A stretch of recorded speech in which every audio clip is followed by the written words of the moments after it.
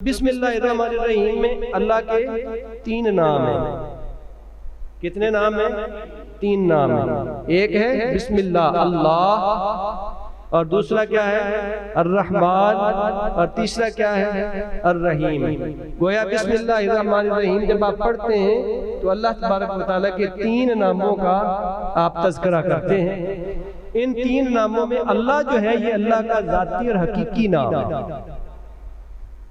اللہ کیا ہے؟ اللہ کا ذاتی نام ہے، جبکہ الرحمن اور الرحیم جو ہے یہ اللہ کے 2 صفاتی نام ہیں۔ اور نام تو سارے اللہ کے خوبصورت ہیں۔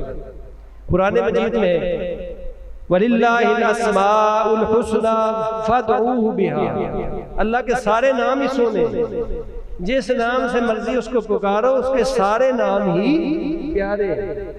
قُلِ ادْعُوا اللَّهَ أَوِ ادْعُوا الرَّحْمَنَ،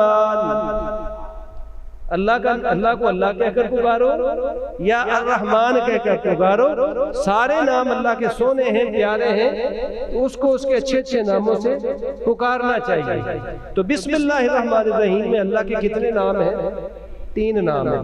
پہلا نام ہے اللہ، اللہ یہ اللہ کا ذاتی نام ہے۔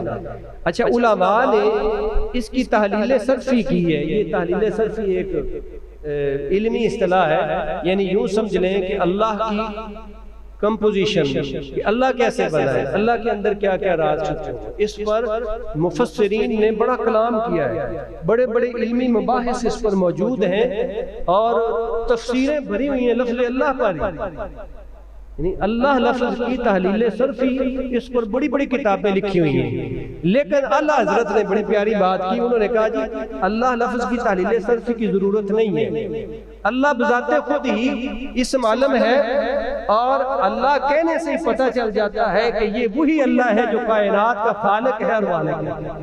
تو آپ اس چیز کو ذہن نشین کر لیں کہ جب بھی کوئی لفظ اللہ بولے گا، اور تو اللہ کا مطلب ہی یہ ہوگا کہ یہ وہ ہستی ہے، یہ وہ ذات ہے جو سب کی حاجت روائی کرتی ہے، سب کی مشکل کشائی کرتی ہے، جو خالق کائنات ہے، جو مالک شجاعت ہے، اور ہم سب اس کے مملوک ہیں، اور ساری کائنات اور سارے عالمین اس کی ملک میں۔ اللہ کے حوالے سے 3 مفہوم آپ لوگوں کو ضرور ذہن میں رکھنے چاہیے، وہ لازمی ہے، جس پر امت کا اجماع ہے، یہ بتانے آپ کو ضروری ہے۔ اللہ کس کو کہتے ہیں؟ پہلا تو میں نے بتا دیا، یہ آپ کا یقین ہونا چاہیے، اور اس پر امت کا اجماع ہے۔ اللہ کے 3 معنی ہیں، وہ ذات، پہلا معنی وہ ذات اور وہ ہستی جو سب کی حاجت روائی اور مشکل کشائی کرتی ہے، ٹھیک ہے؟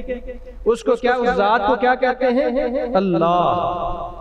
اس کے بعد دوسرا معنی وہ ہستی جس کی ذات دیکھ کر لوگ حیران ہیں، لوگ کیا ہے؟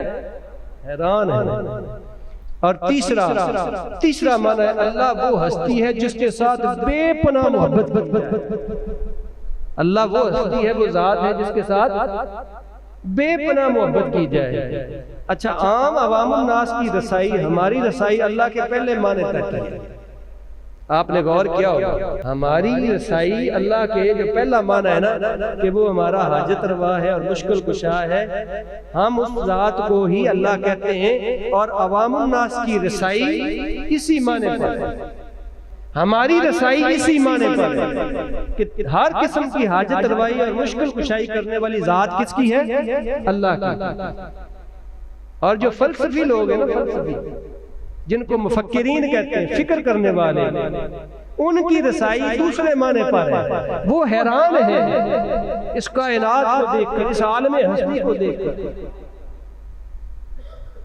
وہ حیران ہے، وہ ششدر ہے، وہ سوچ میں ہے کہ یہ کتنی بڑی ذات ہے، جو چاند تاروں میں بھی نظر آ رہی ہے، مرغزاروں میں بھی نظر آ رہی ہے، وہ تجلیات الہیہ سے بے خودی کے عالم ہے۔ اور ایک تیسری کیٹیگری وہ ہے صوفیاء کی، وہ کس کی ہے؟ صوفیاء کی، جن کے بارے میں اللہ نے قرآن مجید میں فرمایا والذین آمنوا اشد حبا للہ، یہ صوفیاء ہے جو اللہ سے بڑی محبت کرتے ہیں، بے پناہ محبت۔ اللہ سے بھی محبت کیا کریں، اللہ کی بارگاہ میں آیا کریں تو محبت سے آیا کریں، یہ نہ سوچیں کہ مجھے جنت ملے گی دوزخ ملے گی، بس یہ ذہن میں رکھ کے آیا کریں کہ اللہ کی ذات سے بے پناہ محبت کرنی ہے۔